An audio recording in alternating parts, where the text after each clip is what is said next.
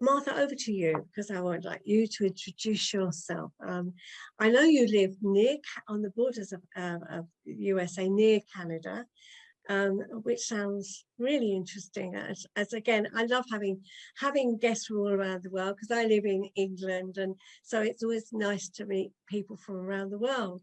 So tell us more about you, Martha. Well, thank you so much for having me. I'm really glad to be here. And it is so much fun to be able to talk to people from all parts of the world and the country. I do. I live in Western New York, and Canada is right across the river, Wow. albeit that we can't get to it right now. But yeah, so I have been here in Western New York working as a mentor and a healer for most of my life, and used to have a brick and mortar wellness center, and I sold that business so that I could devote more of my time to reaching people out in the world globally with this message of how do we really facilitate healing. Mm. We have so many, no matter where we live in the world, we have so many things available to us. We have uh, traditional medicine and doctors, we have therapists, we have so many options, holistic, alternative. In at least here in the States, why aren't people getting better? Mm. Why, when we have all this, was my main questions that I kept asking. And I thought, if if we want to create, if I want to help and serve and create well-being based on everything that I've come through in my journey and my story, I must need to ask different questions, Mm. right? Because the answers weren't coming. The things that were happening were the same. We're still in the same place. We're still stuck in so many ways with this pain and illness. And why, when we have all these opportunities, are we not getting better? Mm. So that really has been what I've devoted most of my career to. I started out as a nurse in Western medicine for 25 years. Wow. And then I went on my own healing journey. I had 3 back surgeries. I was diagnosed with fibromyalgia. I reversed a rare incurable cancer. And along those lines, along that journey, I really dug deep into what creates illness. Mm. What's going on here? Because I had this deep belief that the body knew how to be healthy. So, what was really creating this illness? Why are we still taking pills and having surgeries and not getting better? Like, it's still sick care, Yeah. you know? Yeah. It's quite a big question, that one, isn't it? Yeah. Quite a big question. Yeah. I think yeah, when I ponder as well, we have all this advancement in medicine. We're supposed to be, at least in your country and mine, we have better health care. We've got, better nutrition. We're better, better informed. And yet still people aren't, as you say, recovering, or they're getting sick for whatever reason. And it's more about dis-ease rather than disease. Yes. So it's a big question. Absolutely. Hmm. That you hit the nail on the head. That's the big distinction. Yeah. And to move towards that disease is the answer. To move Yeah. towards the dis-ease rather than denying a part of ourselves.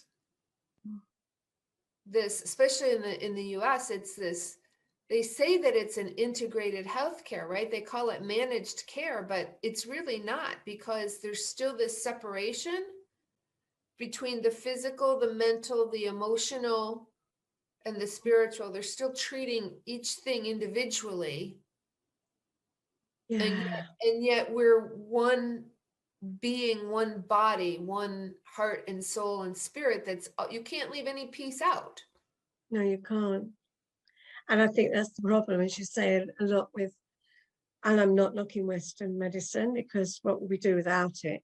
But Right. equally, they're not necessarily making that connection of the holistic part of us, that we are holistic, and you can't ignore one part. So Yeah. yeah, What I came through in my own journey, what led me out of those places and into really digging deep into this work, a lot of people come to me when they've done everything else. mm, And the big question is, what's the missing piece? yeah, What am I missing? That's their big, mm, because we do have the internet, right? So there's so much opportunity to look and investigate and explore. But the intention is still, for many people, let me find something that will annihilate whatever I am experiencing without getting to that root or that core cause. yeah, Knowing, having a knowing and a truth that our body does know how to be healthy. So what is getting in the way? And if the piece of we're energy beings mm, is what became that clue and that missing piece. And how do we look at everything that is, because we know this, right? When we go to the doctor here and they want to know how the heart is working, they hook you up to an EKG, an electrical cardiogram, that they're measuring the waves in the heart. yeah, So we know that we're energy. yeah, The question is, what's getting in the way of that energy? yeah. And I think that leads us on to what we were going to talk about today, because what part does shame play in that? Because it does play a big part, in my view. In a huge way. In a huge way. And I'm really going out on a limb here to make this statement, but it is my truth. And I believe so far my experience has been with a lot of clients. It's their situation as well. I would say that, we hear that, I don't know what they say over there, but we hear that 90% or more of illness is caused by stress. Mm, And what is stress? Stress is our mental and emotional and feeling responses to what's happening in our lives, yeah, right? It's our perception. It's what our conscious, subconscious, and ego brain all kind of throw in the mix, what we think that wound and that story is. And most of the time the illness is created by a wound, and the root of that, or the not the root but the residual, what's left over from that wound, is shame buried in the tissues and the cells in the body. mm, And that's what affects the energy. We want to do anything to not feel that shame. mm. And yet so many of us carry that around, whether it belongs to us or not. Yeah.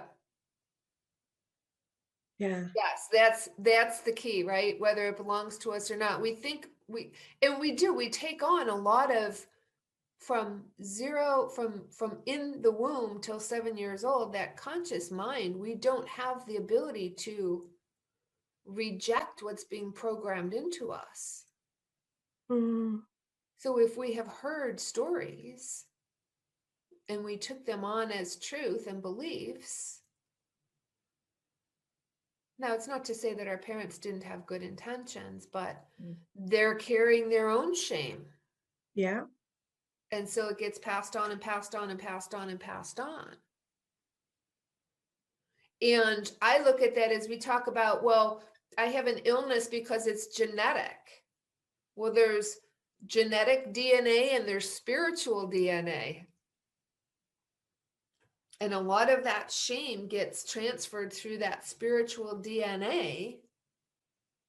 And then we're spending our entire, this is, how I came through all, people say, well, how did you get hurt and how did you heal? And it was looking at the shame. It was looking at all of the places that I had stored and buried, all of, the abusive situations that happened in my life, the things that my family and my parents programmed me to believe. And we take on this shame, and then that core wound either shows up as I'm unworthy or I'm unlovable, and we're carrying this around, and it's buried in our tissues, right? Because the brain is talking to the body. So when we have those thoughts about being unworthy or being not good enough, the body is listening. Mm. And the ego is trying to protect us, but we're feeling that in our body when we're actually burying it. Yeah. We're burying it because who wants it? And so it's so interesting, right? In the location of where our symptoms are. That's why I always tell people, let's get at the core cause. And my gift as a medical intuitive is that I'm able to see that core cause in the body and then help people remove it, right? But my personal experience, if surgery was the answer, why did I have to have 3 back surgeries? Mm. And a lot of people say, well, I had an accident, or I had an injury, I had surgery, but I'm not better, because that shame is still there. The energy of the shame Right. is still buried. As I say, the issues are in the tissues, right? That shame or guilt is in there. So in your experience, do you see that, from a medical point of view, do you see that shame is held in different parts of the body depending on what the shame could be, or What the shame could be, and maybe what it's around. Like for me, I had sexual abuse as a child, so it was no mistake that my low back was right. causing problems, right? Okay. And what I find is interesting is that we can forgive the situation or the person, because Right. this was a big it took me a long time to work through this idea, right? We can forgive the person. So I was like, I forgave them, I'm not angry, I'm not.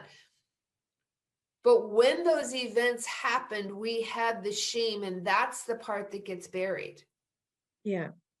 Or we shut down. Like I had closed off my heart, or like I'd go to the chiropractor and they would try to do an adjustment in my thoracic spine, the back of the spine. We hide things back there so we don't have to see it, right? Because who can turn around and look back there? We can't see it. Okay. So when it's in the back side, it's something from the past Right. that we're wanting to not experience and not see and not feel, but it's actual. When we move towards it and release that shame, there is a gift in there of some kind. Hmm. And so often it's what our life's path and purpose is, right? It will lead us to, everything is happening for us, not to us. Yes, and I can see that, because I think you weren't trying to suppress the shame, trying to suppress those thoughts, those beliefs, those events. And I'm not saying we have to not wallowing in the past, or being stuck in the past, but exploring it and being interested in it rather than trying to suppress it or avoid it. I think that's can be so damaging. Yeah. And I mean, that's the problem and the issue, is that a pill is never going to fix that. Mm. And quite honestly, broccoli and red peppers aren't going to fix it either. No. Right? Like we think, oh, well, if I just eat a clean, healthy diet, I'll be fine. Mm. And we all know someone, no matter where we live in the world, who did everything right, who did all the perfect, I exercised, I did this, I did that, but how did I get cancer? Or how Yeah. did I get whatever? But if we look at cancer as a virus that is attacking itself, it's literally I look at, where am I attacking myself? Where am I not loving myself? Mm, And especially for women with breast cancer, we, so many are taught to just be of service and give to everyone, to our families, to our jobs, to everything. And then so many women wake up, in that post menopause and wonder what's going on, and discover they have this, breast cancer. And it's, I haven't loved myself, or I've done all these things seeking and looking for approval because I had so much shame. mm, So there it's held in the center in our heart. These aren't just, for women, it's feeding ourselves. The breast feed the children, but they feed life, our love and our heart of self-love and self-acceptance. mm. So if we can't feel that self-love and self-acceptance because we've got so much shame,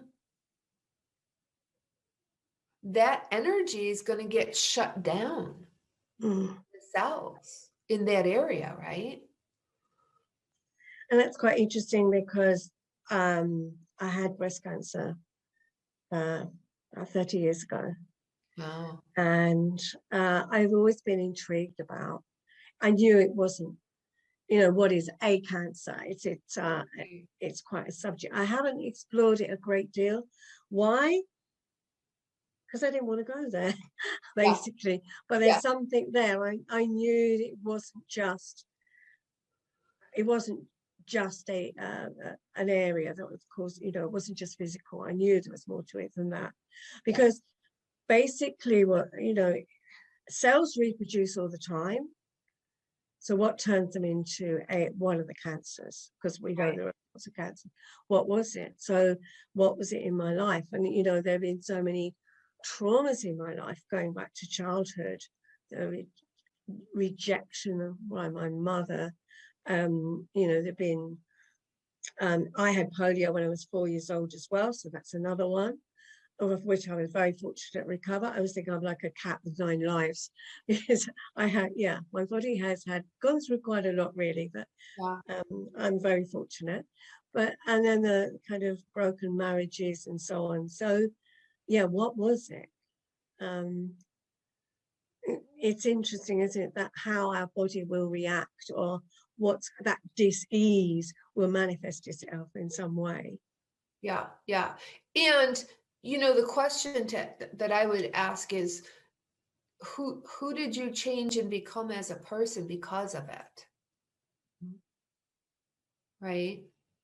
I think there was something about the shame that I carried from a child. I was one kind of person, I wasn't authentic, I wasn't true to myself. But as a result of the cancer, I changed to a degree, but not fully. I didn't learn fully, which was interesting. I had the intention, but I didn't carry it through at that point. Mm-hmm. I still carried on my path wasn't as clear or as authentic as I believe it is now. So I didn't fully learn from that experience, which is interesting. Yeah. But, they say when the student is ready, the teacher appears, right? So it opened up, and that's the beauty of it, right? We do have free will. Yeah. We can choose to say, I talk about this in some of my videos and workshops and classes about the 4 levels of awareness for healing. And at each level, depending what your goal and your intention is, if you want true freedom. So when you were at that level, you might have gone from 2 to 3 and saying, well, I think I have a little bit of responsibility in creating this. Right? In hindsight, you say, well, I didn't feel like I was my authentic self. Bingo. Okay. At least I have that awareness.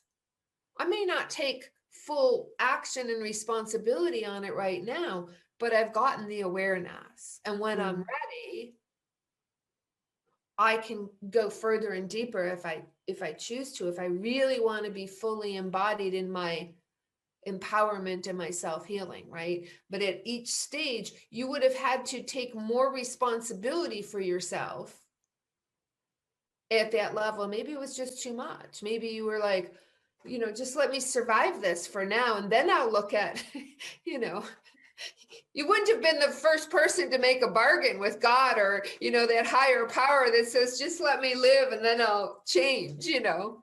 Yeah.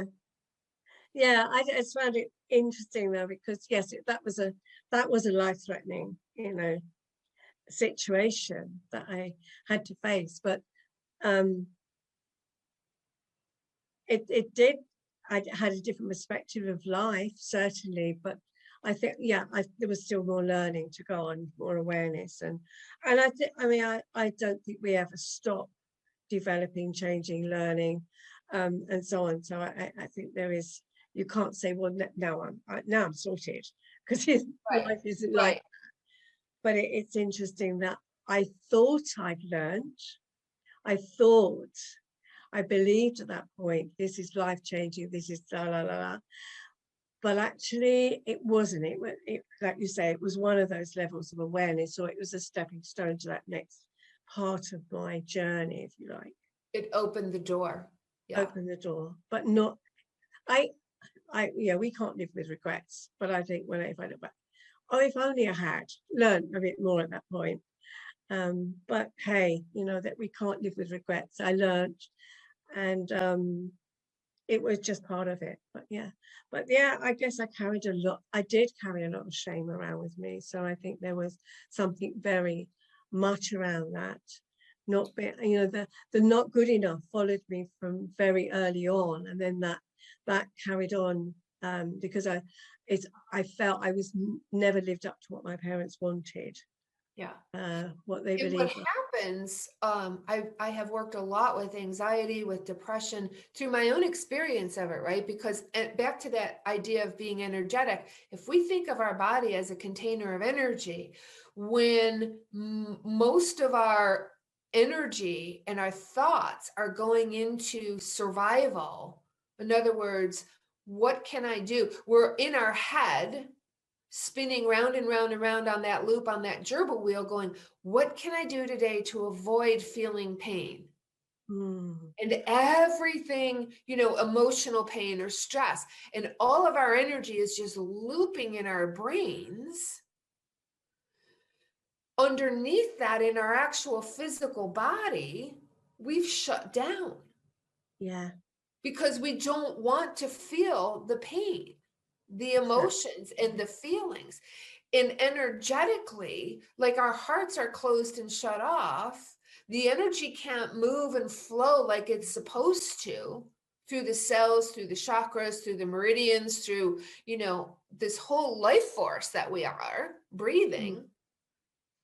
And when we look energetically at the root chakra system, at the root, it's our safety and security and our right to be here. Yeah. And we feel so much shame, and we feel so unworthy and so unlovable. There's no energy down there. And that's what causes that deficient root chakra, is what causes depression. So I will take it a step further, that shame is the root cause of depression. Energetically, we're so invested, like you have the trauma, you have that memory of that trauma, and then everything in the ego is invested in, we're not going to experience that again. Let me run from all of this stuff. Yeah. And so that's where the pill and a bill medicine comes from. Just give me a pill so I don't have to feel this anymore. And searching for that gratification or that quick fix, which is often those material things that we believe will fix us. And then that is never enough. So we're searching for the next one and the next one and the next one. And we're never really dealing. Staying with the pain, experiencing the pain, learning from the pain is something that most people don't want to experience. But I think we can learn so much from just experience and being with it, and then and trying to understand what that message is or what we're learning from it. Yeah, Yeah. because I think we can Well, move what's on from funny is people don't want to be with the pain, but they're being with it anyway. it. Exactly It's that. Yeah, I'm funny, avoiding but it, but actually I'm in constant pain. I'm so unhappy. I'm so in so much emotional, physical pain, but actually, yeah, and yet not wanting to go there. And what I find is interesting is people they'll start that journey, but they'll go, it's too much. And then they go back and try it again. But it's almost like going towards the fire and then pulling back before you get too hot. But if you could only just persevere and go through those flames, then you come out the other side. But instead, you're constantly walking towards the fire, feeling that heat and coming back and keep experiencing that instead, as you say, going through it and that energy movement. Yeah. yeah. And it's that core wound that feels and makes us perceive because anxiety, energetically speaking, is just an excess of energy. Yeah. It's energy welling up in, either the stomach, the heart, the throat, or the head. It's just an excess, it's an imbalance of energy. But the gift is that it's trying to make its way out so you don't have to experience it anymore. Yeah. It's actually a good thing. And you can sit in that still space that I teach people and allow it to come up and allow it to actually pass through you and pass out of you. And that's the release. Mm. I had some of the things that I worked through recently in the last year. My mom got COVID and she passed away. And we had a very much of a roller coaster of a relationship. She was 92 years old and very independent, but she was not on any prescription drugs. She was driving her own car, living in her own place at 92. And that's all the shame. I was just buried in shame from my relationship with her my whole life. It just kept coming, right? Even though I had enough sense to forgive and understand it all, I still had that emotion in my body from when I was a child. Yeah. And as the grace and the healing of her passing, now I can release this because it's not continuously being dumped on me still. Mm. And I could allow my heart to open and feel safe. I could trust myself. I could really step, like you say, into that space of the authentic self-love, self-acceptance, being okay with who I am in all of these areas of life. And as that happened, I started to have pain in both my arms. Wow. Now, most people would be at the doctor's. I did not go to the doctor because I have enough experience with all of this kind of stuff that I sat in my stillness and sat in my meditation. And I mean, it was very difficult. Some of it, I couldn't even really exercise and use my one arm. But what I recognize is that it's my heart, all of that energy. Energy cannot be created or destroyed. These are the laws of the universe, no matter who you are, where you live. In quantum physics, energy cannot be created or destroyed. It can only change form. It can only change form. So that shame has an energy. And you bury 50 plus years of shame in your tissues in your body somewhere. When it comes out, you are going to feel it and experience it in some way. And it's not necessarily a bad thing. So that sitting with the pain, literally, I sit with it, and this is what I teach people to do, is sit with it and move towards it and get the information from it and see why it's there and what it's doing as it's moving out. Mm. So some people will go to the dark side and say, oh my gosh, I have MS or Parkinson's or some horrible disease versus I'm going to sit with this and feel it. And so I know that the truth is that this energy is moving, the shame is moving out of me. I'm stepping into more freedom. And it literally wants to come up and out of my heart and out of my arms, because those are the areas where we give and receive in the world. Right. The arms are the extension of our heart, right? So for me, it's allowing this to move out of my heart where it's been closed up and locked up all these years. And there are times where it feels a little bit like tingling, because that's what energy does. Right. It could feel hot, it could feel cold. Okay. And then I do things to help it move out. Now, what if I just went to the doctor and took a pill or took the Advil and I shut that off? Yeah. Then I'm losing touch with my own being, my own self, and what's actually happening in my body, because I'm shutting it off. Yeah. So there's that dance, right? Step in, step out, step in, step out. It's too much. But when we feel that it's too much, I always encourage people to just stay with it and be with it, right? Because that it's moving its way out. It's moving its way out. And I think, if we have never loved and accepted ourselves, that's really what feels too big. Yeah. Gosh, absolutely fascinating conversation. Thank you so much for sharing this, Martha. Thank you. What can people take away with them today? What is one thing that maybe could start them on that relinquishing that shame, dealing with that shame? Yeah.